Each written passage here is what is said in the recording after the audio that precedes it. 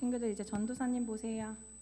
자, 오늘은 그리스도 안에서 새로운 사람이라는 제목을 가지고 전도사님이랑 같이 말씀을 나눌 건데, 자, 친구들 직업에 따라서 정해진 옷이 있어요. 그것을 뭐라고 부르는지 아는 사람? 직업에 따라서 정해진 옷. 어떤 직업은 어떤 특별한 옷을 입어야 돼요. 그걸 뭐라 그래요? 뭐지? 누구요? 누구였어요? 맞아요. 유니폼이에요. 자, 전도사님이 유니폼 몇 개를 보여줄 건데, 우리 친구들 이게 어떤 직업인지 전도사님한테 이야기해 줘야 돼요. 알았죠? 자, 이 사람이 먼저 나왔네요. 뭐 하는 사람일까요? 뭐라고요? 맞아요. 하얀 가운을 입은 사람은 의사예요. 의사들은 이 하얀 가운을 입고 병원에서 일을 해요. 그죠? 자, 그럼 이 사람은 군인. 맞아요. 우리 군인 아저씨들은 저렇게 멋지게 딱 제복 입고, 주아가 바로 저기 박찬 선생님 쳐다보고, 딱 군인은 제복을 입고 머리에 모자 멋지게 쓰고 하는 게 군인이에요. 그죠? 그 다음, 맞아요. 이 유니폼을 입은 사람은 누가 말하지 않아도 뭐라고 알아요? 경찰이라는 걸 알아요. 그래서 유니폼은 그 사람이 어떤 일을 하는지 보여주는 것뿐만 아니라 그 직업에 대한 마음가짐과 책임을 갖게 된다고 해요.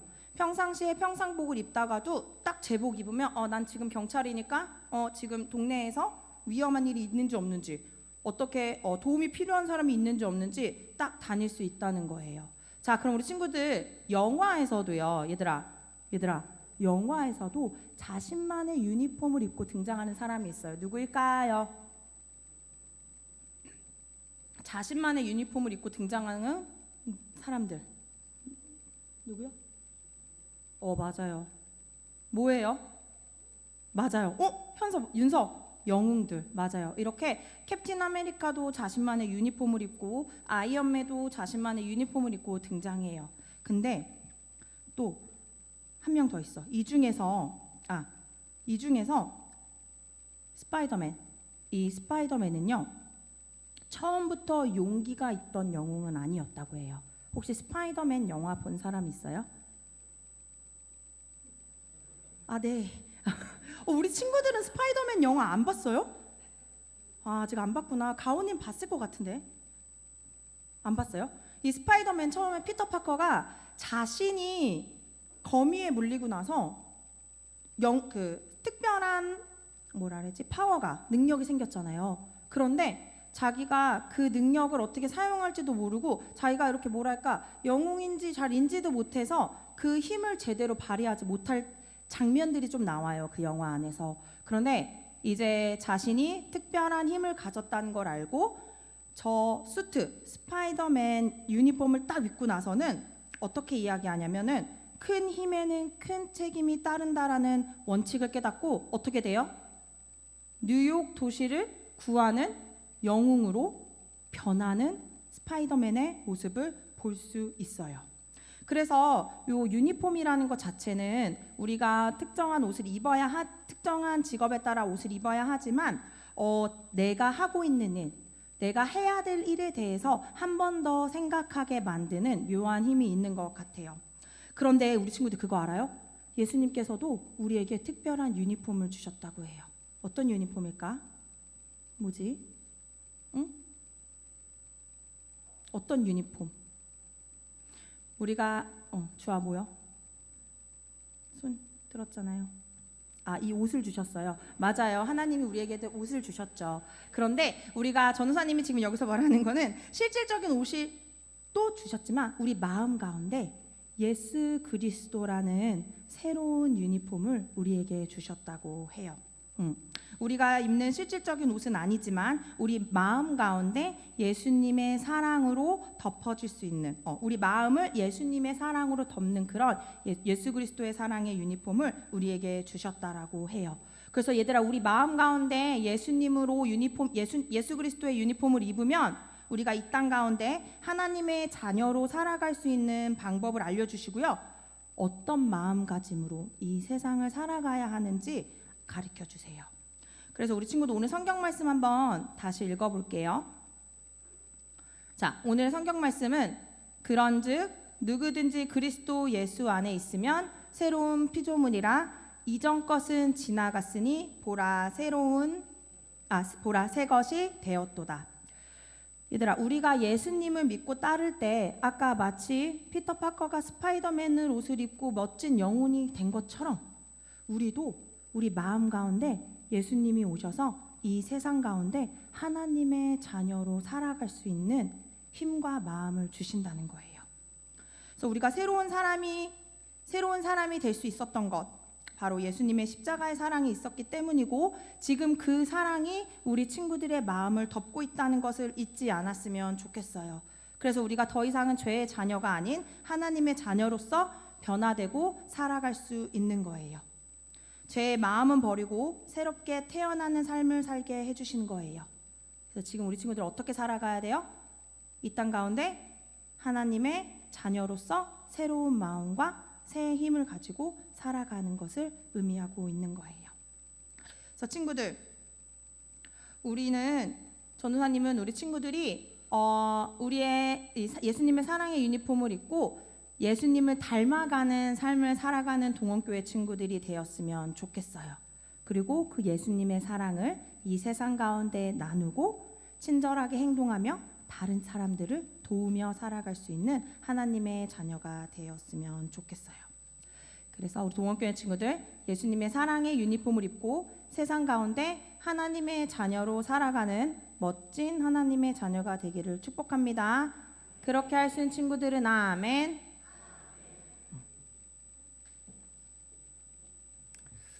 예, 9월입니다. 9월은 이제 계절상 가을이죠. 가을인데 아직 날씨는 여름 날씨 같아요.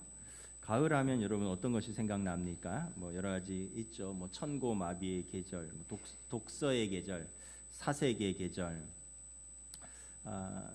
여러분 혹시 이제 가을이 사색의 계절인데 자신에 대해서 한번 생각해 보셨습니까? 나는 누구인가? 나는 어떤 사람인가? 나의 정체성에 대해서 뭐 저에 대해서도 이렇게 보면 여러 가지 모습이 있는 것 같아요. 일단 동원교회 담임 목사로서 이렇게 설교하고 또 뭐 성경 공부를 인도하는 모습도 있고, 집에서 가족들 앞에서 가장으로서 또 한없이 자애로울 때도 있고, 또 승질내서 막 화를 낼 때도 있고요. 또 어떤 대한민국에 사는 50대 중반의 한 자연인 아저씨로서 한번 집사람하고 세운상가에 가서 뭘 사는데 가격을 부르는데 집사람이 다 지불하려고 그래서 제가 가격을 부르는 대로 다 지불하면 어떻게 하냐, 그래서 5,000원만 깎자, 10,000원만 깎자. 그러니까 전형적인 아저씨의 모습을 또 일상생활에서는 보이기도 합니다. 그래서 집사람이 저보고 너무 창피하대, 아저씨 티를 너무 내지 말라고. 근데 뭐 그 모든 모습이 다 저의 모습의 일부죠. 교회에서 설교하고 성경 공부하는 좋은 모습도 있고, 집에서 아버지로서, 아들로서, 남편으로서의 또 한없이 자애로운 모습, 또는 뭐 감정적인 모습, 또 한 자연인으로서의 일반적인 모습, 이걸 이제 페르조나라 그러는데, 이 페르조나가 구별돼 있으면서 때로는 통합되고 때로는 적절하게 분리되는 게 건강한 인간이라고 합니다. 그럼에도 불구하고 우리는 스스로 항상 묻죠. 나는 누군가? 나는 어떤 삶을 살아가고 있는가? 인간이 누구인가에 대한 그 사회적인 어떤 해석이 있는데 한 두 가지만 설명을 드리도록 하겠습니다. 전통적인 해석은 뭐냐 하면 인간은 책임과 의무를 다하는 존재라는 것입니다. 이건 주로 이렇게 과거에 이제 해석하던 방식입니다. 우리는 태어나면서부터 어딘가에 속해서 태어납니다. 공동체, 가정이라는 또 어떤 국가라는 공동체, 집단에 속해서 태어나고, 태어나면서부터 우리 자신에게 의무와 책임이 부여됩니다. 예를 들면 우리는 태어나면서 자녀로 태어나죠. 그럼 아들과 딸이라는 어떤 사랑받을 수 있는 권리도 있지만 아들과 딸이라는 자녀로서의 의무와 책임도 부여됩니다. 뭐 그런 말들 들으면서 자라잖아요. 아빠 엄마 말 잘 들어야 된다. 너는 언니니까 동생들 잘 챙겨야 된다. 동생들한테 형아 말 잘 들어야 된다. 뭐 이런 이야기들 들었죠. 벌써 어리지만 그 공동체에서의 의무와 책임이 부여되는 것입니다. 나이 들어서 결혼을 하면 또 역할이 생기고 의무와 책임이 부여됩니다. 남편으로서, 아내로서의 역할, 또 자녀들이 태어나면 부모로서의 역할, 그리고 그 가족 구성원들을 부양하고 돌보는 의무와 책임이 부여됩니다. 아무도 여기에서 자유로울 수가 없습니다. 그리고 전통적으로는 이 역할과 이 의무와 책임에 충실한 사람을 성숙한 사람이라고 했습니다.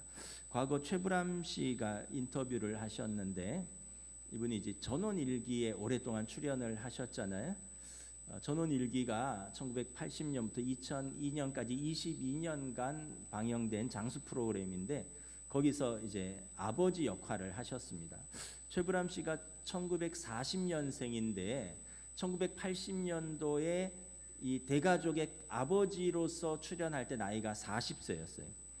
그러니까 우리 나이로 만 40세에 내가 어떻게 대가족을 거느리는 아버지의 역할을 할 것인가 고민을 하다가, 이분이 아버지는 어떤 사람인가 이렇게 정의를 내렸대요. 과묵하지만 정이 깊고 늘 가정의 중심을 지키는 사람이다. 그러려면 아버지의 자리가 있어야 된다. 그래서 연기를 통해서 아버지의 모습을 보여주기도 하지만 시청자들에게 아버지의 자리를 보여주고 싶었대요. 아버지는 늘 이 자리를 지키는 사람이다. 그래서 촬영장에 올 때마다 수세미 같은 걸로 자기가 앉는 자리를 문질렀대요.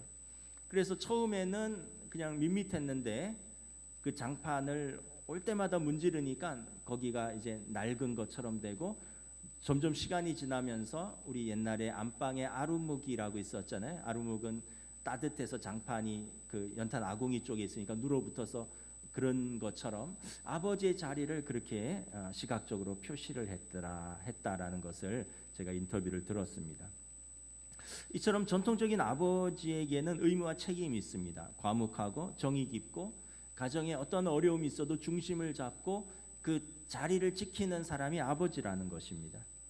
우리는 이렇게 내가 소속된 공동체에서 내 역할에 따른 책임과 의무가 중요한 덕목이 되었습니다. 그리고 이러한 묵묵한 희생과 헌신 속에서 지금의 대한민국의 많은 부분들이 형성되었습니다. 그런데 동시에 많은 부작용도 생겨났습니다. 언제나 집단 속에서 자신의 의무와 책임을 강조하다 보니까 정작 개인 자신을 잃어버렸습니다. 그리고 개인의 희생과 이것을 강요당하거나 또는 그것이 당연한 것으로 여겨졌습니다. 우리가 장남, 장녀에게 또 기대하는 역할이 있잖아요. 뭐 요즘은 꼭 그렇지도 않지만 저희 아버지는, 저희 부모님은 저를 부를 때 아들이라고 부릅니다. 저희 아들한테는 장손 이렇게 불러요. 저희가 그렇게 부르면 부담스러우니까 우리 손자들한테는 그렇게 부르지 마세요라고 했는데도 할아버지 할머니는 부를 때 장손, 저한테는 아들 이렇게 부릅니다. 그게 이제 뭔가가 그 의미에 부여된 의미와 어떤 책임이 있다라는 거죠. 저희 부모님 세대, 이제 할아버지 할머니들 세대죠. 지금의 경제적으로 어려워서 그때는 대부분 한 명만 대학을 가고 다 대학을 못 갔다고 그래요. 한 명이 누구냐? 장남이 갔다고 합니다. 그리고 그 장남, 장녀가 먼저 결혼하고 독립하면 이제 동생들을 거두는 겁니다. 시골에서 동생들 다 불러들여서 서울에서 공부시키고 또 직장 잡을 때까지 또 결혼할 때까지 자기 집에서 먹이고 재워주면서 자립할 수 있도록 그거를 또 장남 장녀가 했다고 합니다. 왜냐하면 아버지 어머니가 그렇게 장남 장녀에게 기대를 했고 먼저 혜택을 주었고 그리고 그 동생들을 그렇게 챙기라는 의무와 책임을 부여받은 것입니다. 그런 시대에 중요한 것은 타인이 기대하는 내 역할에 부응하는 것입니다. 자연스럽게 타인의 시선이나 평가에 민감해집니다. 그러려면 안정적인 직업 선택이 필수입니다. 왜냐하면 나에게 기대하는 역할이 있고 내가 그 책임과 의무를 감당해야 되기 때문에 그런 것입니다. 그런데 질문이 있죠. 그러면 과연 나는 누구냐라는 거예요. 그러면 나 자신을 잃어버리지는 않고 있는가? 집단 속에서 타인이 기대하는 내 역할에 부응하지 못하고 내 의무를 감당하지 못하면 그럼 나는 실패한 인생인가라는 것입니다. 과연 나는 진정한 내 인생을 살아왔나? 아니면 내 인생이 타인의 것은 아니었나라는 질문이 드는 것입니다. 두 번째 해석은 욕망을 추구하는 존재라는 것입니다. 이 욕망이라는 단어를 써서 그렇지 좀 다른 표현으로 하면 행복을 추구하는 존재다라고 바꿔도 무관할 것입니다. 인간은 의무와 책임이 지어진 존재이기도 하지만 동시에 인간은 어떤 행복, 욕망을 추구하는 존재라는 것입니다. 이거는 이러한 변화는 이제 점점 이렇게 포스트 모던 시대에 이르러서 또 현대의 뉴 노멀적인 현상입니다. 욕망을 추구하는 존재로서 인간은 집단보다는 개인에게 더 가치를 둔 해석입니다. 그리고 이제는 개인의 꿈과 또 개인의 욕망, 개인의 행복 추구가 어느 때보다 중요한 덕목이 되었습니다. 다른 사람들을 위해서 내가 희생하는 것도 귀한 일이지만 내 자신의 행복, 내 자신의 욕망을 추구하는 것, 이것이 이 시대는 더 우선시하는 그래서 집단 속에서 나를 잃어버리지 않도록 노력하는 시대가 되었습니다. 제가 노예 목회자 수련회를 가서 부부 동반으로 이렇게 조를 짜서 이렇게 다니고 뭐 식사하고 교제하는데 저보다 한 12살 어린 40대 초반의 목사님 부부랑 한 조가 되었어요. 그분들하고 이렇게 식사를 하는데 좀 제가 처음에 잘못 들었나 했어요. 여러 사람이 같이 있는데 남편이 아내의 이름을 부르고 아내가 남편의 이름을 부르더라고요. 그래서 제가 의아해서 나중에 따로 목사님만 만나서 물어봤어요. 왜 목사님은 사모님의 이름을 부르고 사모님은 목사님의 이름을 부르느냐? 그랬더니 이런 이야기를 하더라고요. 이분들이 대학 CC인데 대학교 2, 3학년 때부터 사귀어서 이제 오래 교제를 하다가 신대원 들어와서 결혼을 하는데 이제 약속을 했다는 거예요. 이제 우리가 결혼하면 당신은 신학대학원을 다니니까 전도사님, 이후에는 목사님으로 불릴 거고 나는 사모님, 또 결혼해서 애를 낳으면 누구 엄마로 불릴 건데 내 이름을 잃어버리고 싶지 않다. 부모님이 지어준 그 소중한 이름, 내 사랑하는 이름을 잃어버리고 싶지 않다. 우리 결혼해도 서로에게 이름을 불러주자 이렇게 약속을 했다는 거예요. 그래갖고는 뭐 예를 들면 철수야, 뭐 영희야 이렇게 부르는 거예요. 제가 이해는 하는데 영 불편하더라고요. 그래도 되나 이런 마음이 들면서 근데 요즘은 그렇게도 한다고 해요.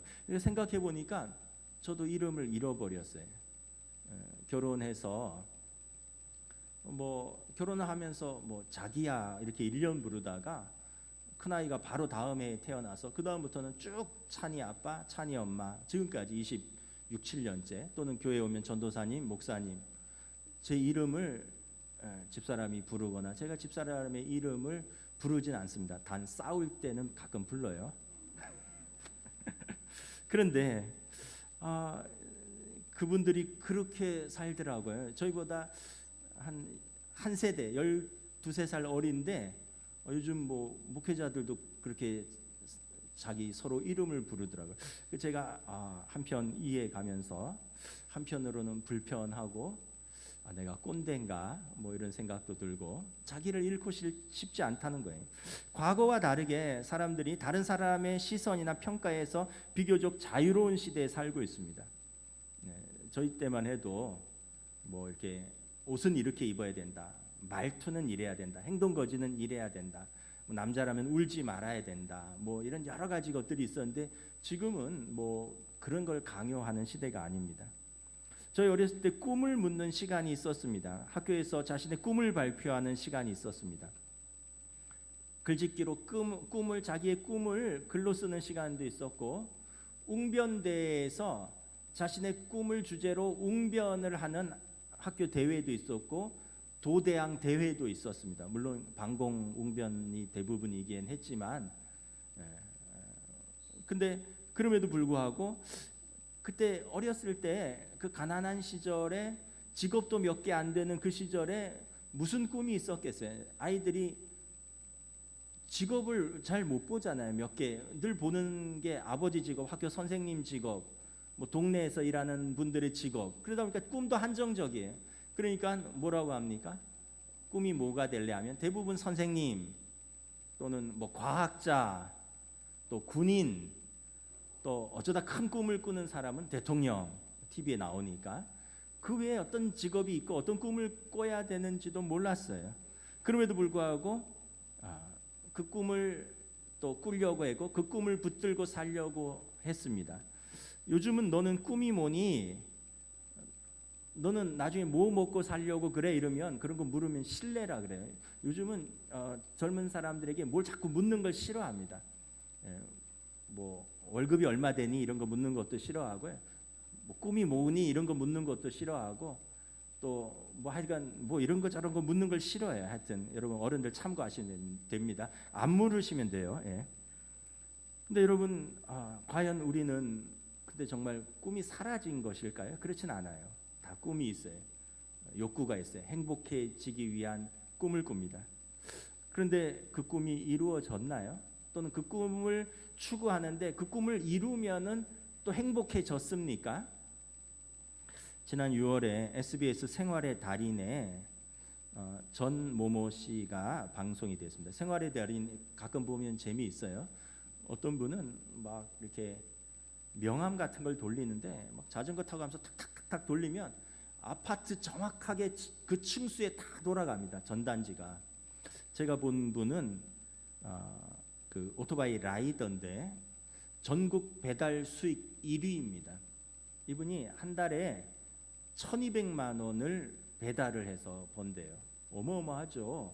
한 달에 1,200이면 1년에 1억 4,400이잖아요. 1억 4, 5천만 원이면 여러분 대기업 임원 연봉입니다. 그런데 이분이 오토바이로 배달을 해서 이걸 버는데 송도 국제도시에서 하는데 이분이 대단한 달인이긴 하더라고요. 송도의 지도를 다 외웠어요.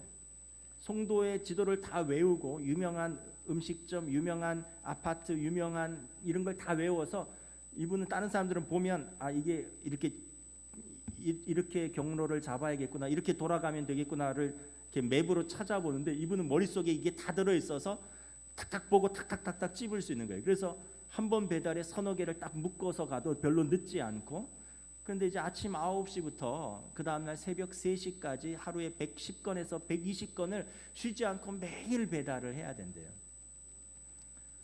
그 굉장히 고단한 삶이죠. 그래도 7년간을 그렇게 한 달에 1,200만 원 이상씩 배달로 벌었는데 지난주에 제가 안타까운 보도를 봤습니다. 교통사고로 사망했습니다.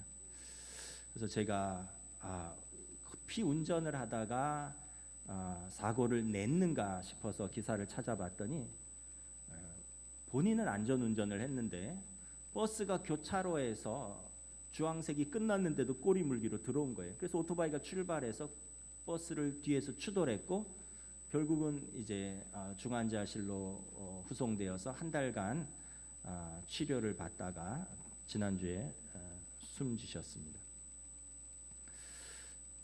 우리는 행복을 위해서 열심히 사는데 과연 행복한가 이런 생각을 가끔 해봅니다.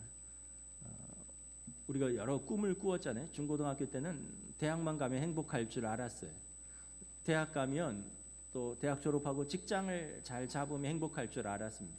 직장을 잡으면 사랑하는 여인을 만나서 남자를 만나서 결혼해서 가정을 꾸리면 행복할 줄 알았습니다. 그러기 결혼을 했더니 또 자녀를 낳고 내 집을 마련하면 행복할 줄 알았습니다. 그래서 우리는 계속 행복을 꿈꾸면서 계속해서 뭔가를 하고 앞으로 나아갑니다. 그런데 깨닫게 되는 것은 우리는 행복을 위해 계속 욕망을 추구하지만 그 욕망은 한계가 없다는 것입니다. 그리고 우리는 점차 그 행복을 위한 욕망의 노예가 되어가는 것을 느낍니다. 그래서 그 욕망은 우리의 삶을 롤러코스터에 태워서 정신없이 오르내립니다. 내가 어떤 꿈꾸던 것이 성취되면 우리는 기분이 좋고 세상을 가진 것 같은 그런 자신감이 들지만 또는 내가 꿈꾸던 것을 이루지 못하면 실패했다고 생각되고 자신과 사회에 대해서 분노하고 자신이 한없이 비참하게 느껴지는 자기 비하감의 땅으로 파고 들어가기도 합니다. 우리가 여기에 내가 욕망에 추구하는 존재, 행복을 따라 욕망을 추구하는 존재로 살아가면 우린 이렇게 기복이 심한 삶을 살아갈 수밖에 없습니다. 여기에서도 우리가 질문이 생깁니다. 아까 의무와 책임의 존재라면 나는 내 것이 아니라 타인의 것인데 과연 나는 누구라 한다면, 이렇게 욕망을 추구하는 존재라면 나는 내 것이긴 한데 나의 욕망의 끝은 언젠가? 나는 과연 언제 행복해지나?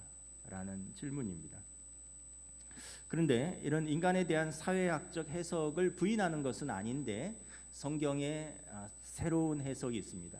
이것들을 다 통합하는 그리고 완전히 새로운 해석입니다. 성경이 인간 이해에 대한 완전한 새로운 해석은 뭐냐면, 우리는 집단 속에서 의무와 책임을 짊어진 인간이기도 하고, 또 우리는 개인으로서 자신의 행복을 위하여 욕망을 추구하는 인간이기도 하지만, 우리는 그것보다도 더 먼저 우리는 하나님의 것이라는 것입니다. 우리는 타인의 것도 아니고 자신의 것도 아니고 우리는 하나님의 것, 하나님의 자녀라는 사실입니다. 요한복음 1장 12절에 영접하는 자 곧 그 이름을 믿는 자들에게 하나님의 자녀가 되는 권세를 주셨으니, 그래서 우리는 예수 그리스도를 믿고 영접하여 예수 그리스도로 옷 입은 사람이 되었습니다. 아까 전도사님이 보여주셨듯이 군인은 군복을 입고 경찰관은 경찰관 제복을 입고 소방관은 소방관 옷이 있고 의사와 간호사는 그 흰 가운과 유니폼이 있듯이, 마찬가지로 우리는 그리스도로 옷 입었습니다. 우리는 이제 그리스도로 옷 입고 그리스도로 새로운 사람이 되었습니다. 우리는 그리스도를 따르는 사람, 크리스찬이라는 정체성을 갖게 된 것입니다. 오늘 본문 고린도후서 5장 17절에 사도 바울은 우리를 예수 그리스도를 믿고 그리스도와 연합한 새로운 존재라고 말씀합니다. 그리스도와 연합했다는 것은 뭐냐 하면 예수를 그리스도로 믿고 영접하고 내가 그분을 따르기로 결단했다는 것입니다. 그렇습니다. 우리는 내가 속한 집단 내에서 역할이 있고 책임과 의무를 감당하는 사람입니다. 동시에 우리는 개인으로서 내 행복을 위해 욕망을 추구하는 존재이기도 합니다. 그러나 우리는 더 근본적으로 예수 그리스도를 영접하고 하나님의 자녀가 된 사람들입니다. 사도 바울은 자신의 새로운 정체성을 이렇게 말씀합니다. 우리 고린도전서 4장 3절부터 4절인데요. 우리 함께 봉독하도록 하겠습니다. 시작. 너희에게나 다른 사람에게나 판단받는 것이 내게는 매우 작은 일이라. 나도 나를 판단하지 아니하노니 내가 자책할 아무것도 깨닫지 못하나 이로 말미암아 의롭다함을 얻지 못하노라. 다만 나를 심판하실 이는 주시니라. 내가 다른 사람들에게 판단받을 수 있다라는 거예요. 그러나 그것 때문에 내가 살고 죽지는 않는다는 거예요. 그것 때문에 다른 사람의 판단에 따라 내 인생이 휘청거리지 않는다는 거예요. 다른 사람의 판단이 있고 그러나 이것은 내게 작은 일이라는 거예요. 그렇다고 해서 내가 주인이고 내가 스스로를 옳다고 주장하고 내 스스로를 의롭다고 생각하지도 않는다는 것입니다. 나도 자책할 것이 별로 없지만 그로 말미암아 내가 의롭다고 주장하지는 않는다는 것이, 왜냐하면 이제 나는 그리스도와 연합한 새로운 존재로서 하나님이 나를 부르시고 하나님이 나를 사랑하시고 하나님께서 최종적으로 나를 판단하실 것이기 때문에 나는 이제 새로운 정체성을 가졌다는 것입니다. 이전에 의무와 책임에 지어진 존재였다면 우리는 다른 사람의 판단에 우리 자신이 크게 좌우될 것입니다.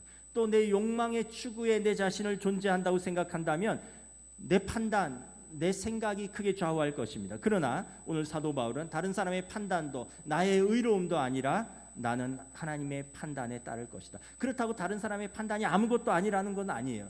그러나 그것 때문에 내가 살고 죽는 건 아니라는 거예요. 또 내 판단으로 내가 살고 죽는 것도 아니라는 거예요. 나의 정체성은 이제 타인의 것도 아니고 내 자신의 것도 아니고 나는 하나님의 것이라고 고백하는 것입니다. 이것이 예수 그리스도 안에서 새로운 존재로서의 자유함, 겸손함, 담대함입니다. 그렇다면 예수 그리스도를 옷 입고 그리스도와 연합한 새로운 존재로서 우리는 어떻게 응답해야 되는가? 먼저는 복음을 기억하는 것입니다. 우리 한 사람 한 사람을 하나님 자녀 삼으시기 위해서 예수님이 얼마나 값비싼 대가를 치르셨는가 하는 것을 기억하는 것입니다. 여러분, 만약에 지금이 중세 시대라고 기억을 해보세요. 아니 조선 시대라고도 합시다. 그럼 여러분, 우리의 아들, 딸이 빚을 져서 누군가의 노예가 되었다면 부모로서 그 아들, 딸을 자유케 하기 위해서 우리는 모든 재산을 팔아서라도 그 아들, 딸을 구하려고 할 것입니다. 만약에 그 주인이 돈은 필요 없고 당신 아들, 딸을 내어줄 테니 당신이 대신 나의 노예가 되어라 그래도 좀 고민은 되겠지만 부모로서는 수용할 것입니다. 그래서 나는 내 인생을 살 만큼 살았고 내 아들, 딸은 자유롭게 살기를 원하고 내가 그를 대신해서 노예가 되겠다라고도 부모는 선택을 할 것입니다. 왜냐하면 부모는 자식을 생명처럼 사랑하기 때문입니다. 근데 여러분, 만약에 옆집 아이라면 어떻게 반응하시겠습니까? 안타깝지만 안 됐지만 내가 내 형편도 어른데 내가 그 아이를 위해서 내가 돈을 쓸 수는 없습니다. 탄원서 정도는 써줄 수 있지만 내가 그 아이를 위해서 내가 돈을 지불할 수는 없습니다. 하물며 내가 그 아이를 위해서 대신 노예가 된다는 것은 천부당 만부당한 생각입니다. 근데 성경에서 말씀하십니다. 죄를 범하는 자마다 죄의 종이라. 그리고 죄의 삭은 사망이라.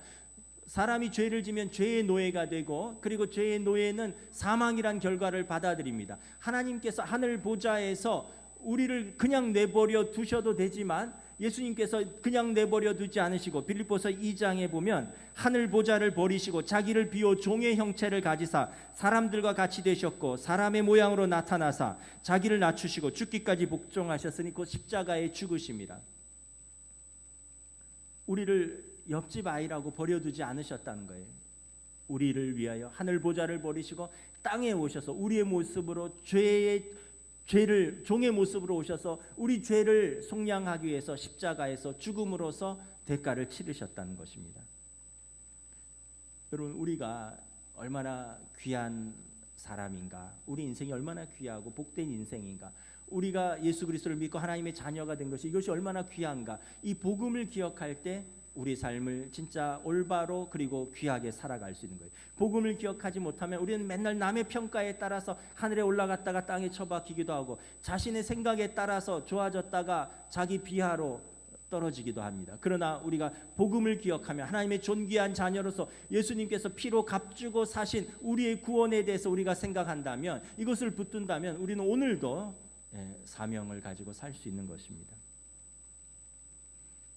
이 복음을 기억하고 받아들인 사람은 자신의 주권을 주님께 내어드립니다. 내 인생은 내 것도 아니고 타인의 것도 아니고 주님의 것입니다. 주님 안에서 진정한 정체성을 새롭게 가지는 것입니다. 로마서 14장 7절부터 8절 우리 함께 봉독하겠습니다. 우리 중에 누구든지 자기를 위하여 사는 자가 없고 자기를 위하여 죽는 자도 없도다. 우리가 살아도 주를 위하여 살고 죽어도 주를 위하여 죽나니 그러므로 사나 죽으나 우리가 주의 것이로다. 여러분, 살아도 죽어도 다 의미가 있어요. 주를 위하여 살고 주를 위하여 죽고 주님께서 우리를 위하여 살고 우리를 위하여 죽으셨습니다. 그러므로 우리는 그리스도와 연합하여 우리도 살아도 주를 위하여 살고 주를 위하여 죽는 것입니다. 그러므로 주님께서 우리와 함께 하시니 우리의 삶이 얼마나 복되냐는 것입니다. 그래서 우리의 주권을 주님께 내어드리는 것입니다. 여러분, 만약에 여러분이 정글을 탐사하시다가 비싼 스마트폰을 잊어버렸다고 하세요. 뭐 이게 스마트폰이죠. 저는 설교할 때 시간 체크 때문에 쓰고 있는데 이게 뭐 사과사의 무슨 폰입니다. 그런데 여러분, 만약에 정글을 탐사하다가 제가 이걸 잊어버렸어요. 근데 이 정글 깊숙한 곳에서 전혀 문명을 모르는 어떤 원신이라 그러면 안 되겠죠. 그 부족들이 전혀 문명을 접하지 않은 종족들이 있는데 이분들이 세상과 고립되어 사는데 이걸 주웠어요. 이분들이 이거를 보고 야, 이거 딱딱하니까 이걸 야자나무를 까거나 호두를 깰 때 쓰자. 그리고 이거를 막 썼다면 어떻게 되겠습니까? 이게 망가지겠죠. 그리고 그냥 그 용도로 쓰다가 폐기될 것입니다. 근데 이 휴대폰을 정글에서 스티브 잡스가 주웠다고 합시다. 그럼 그분은 전원이 안 들어오네? 전원을 넣어봅니다. 화면이 좀 이상하네? 그리고 이제 그걸 뜯겠죠. 그리고 자기가 설계했으니까 여기서 요걸 바꾸고 요거를 깨끗이 청소하면 되겠구나. 그리고 뚜껑을 다시 조립하고 전원을 켭니다. 그리고 정글에서 전화를 하고 음악을 듣고 영화를 보고 소설을 읽고 일기를 쓰고 그리고 스마트폰으로 정글에서 비행기표와 호텔을 예약합니다. 여러분, 이렇게 하늘과 땅의 차이를 만드는 것은 무엇일까요? 그 용도를, 그 쓰임새와 그 목적을 아느냐라는 것입니다. 만약에 이 아이폰이 스티브 잡스가 만들었기 때문에 그의 손에 들어가서는 이렇게 쓰이지만 아까 말씀드린 대로 전혀 문명을 접하지 못한 그 어떤 분들에게 들리면 이것은 그냥 도구, 망치가 되거나 몽둥이가 될 수가 있을 것입니다. 여러분, 여러분들의 주권을 하나님께 돌려드십시오. 저와 여러분들을 만드신 분, 성경에 보면 태초부터 우리를 아시고 우리를 지으시고 우리를 사랑하시고 우리보다 우리를 더 잘 아시고 우리보다 우리를 더 사랑하시고 우리보다 우리에 대한 계획이 더 분명하신 분, 그분께 우리의 주권을 돌려드리십시오. 여러분, 더 이상 우리의 인생은 우리의 것이 아닙니다. 우리의 인생은 타인의 것도 아닙니다. 우리의 인생은 주님의 것입니다. 주님 손에 들려드릴 때 우리의 인생이 더 피고 우리 주님 손에 들려드릴 때 우리의 인생이 더 행복한 것입니다. 그때 더 사명을 따라 사는 것입니다. 우리도 모르는 우리의 삶을 우리가 의무와 책임에 매여 살고 우리도 모르는 내 욕망과 행복을 추구하면서 바람에 흔들리는 갈대처럼 사는 것이 아니라 그리스도 안에서 주님께 주권을 돌려드리고 주님께 붙들려서 주님과 동행하며 사는 사람입니다. 우리는 그리스도 안에서 새로운 존재가 되었습니다. 이것이 우리의 믿음입니다. 이 자유함과 담대함으로 살아가시는 저와 여러분이 되시기를 우리 주님의 이름으로 축복합니다. 네, 기도하겠습니다. 찬양하시겠습니다.